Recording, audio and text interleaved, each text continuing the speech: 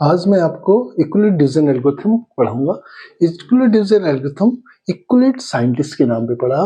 Division का मतलब आप जानते हो कि डिवाइड होता है, और एल्गोरिथम का मतलब होता है किसी भी कार्य को स्टेप बाय स्टेप करना या लिखने, जो प्रोसीजर है उसको लिखने का तरीकों को हम एल्गोरिथम कहते हैं।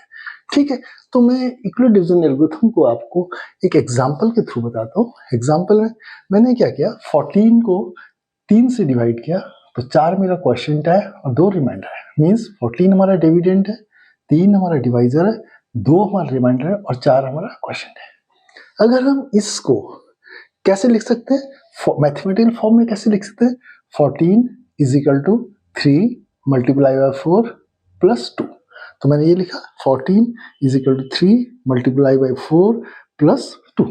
तो इक्विलेट ने क्या करा, इक्विलेट ने एल्गोरिथम को कैसे डेवलप किया, इक्विलेट ने जो 14 हमारा डिविडेंड था उसको ए लिखा, 3 जो हमारा डिवाइजर था उसको बी लिखा, 4 जो हमारा क्वेश्चन था उसको क्यू लिखा, 2 हमारा जो रिमाइंडर था उसको आर लिखा। तो मीन्स इक्विलेट एल्गोरिथम क्या मैथमेटिकल फॉर्म क्या है, a is equal to b q plus r, जहां हमारा ए क्या डिविडेंड है, बी डिवाइजर है, क्यू क्वोशिएंट है और आर हमारा रिमाइंडर है।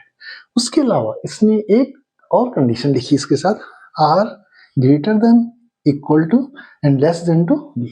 मीन्स आर क्या, हमारा रिमाइंडर 0 के बराबर हुआ या 0 से बड़ा हुआ, लेकिन बी मीन्स डिवाइजर से छोटा हुआ। अब मैं आपको इस कंडीशन को बताता हूँ उसने ऐसा क्यों लिखा। ठीक है, मैंने एग्जाम्पल लिया, डिवाइजर कितना है मेरा 3 है, ये देखो मैंने 3 से मैंने 9 को डिवाइड किया तो रिमाइंडर मेरा कितना है 0 आया। 10 को मैंने 3 से डिवाइड किया, रिमाइंडर कितना 1 आया।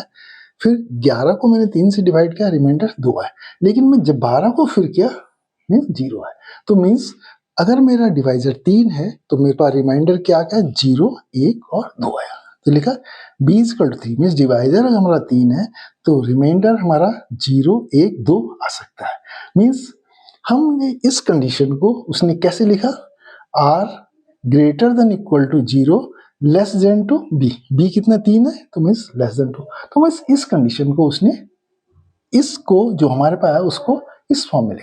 तो हमारा इक्विलेट डिवीजन एल्गोरिथम क्या कहता है, अगर हमारे पास a और b दो पॉजिटिव इंटीजर हैं और a को b डिवाइड करता है, मीन्स a डिविडेंड है और b हमारा डिवाइजर है, तो हमारे पास एक रिमाइंडर r आता है जो कैसा होता है, ग्रेटर देन इक्वल टू 0 होता है और लेस देन b के बराबर होता है, means less than to divisor के बराबर होता है।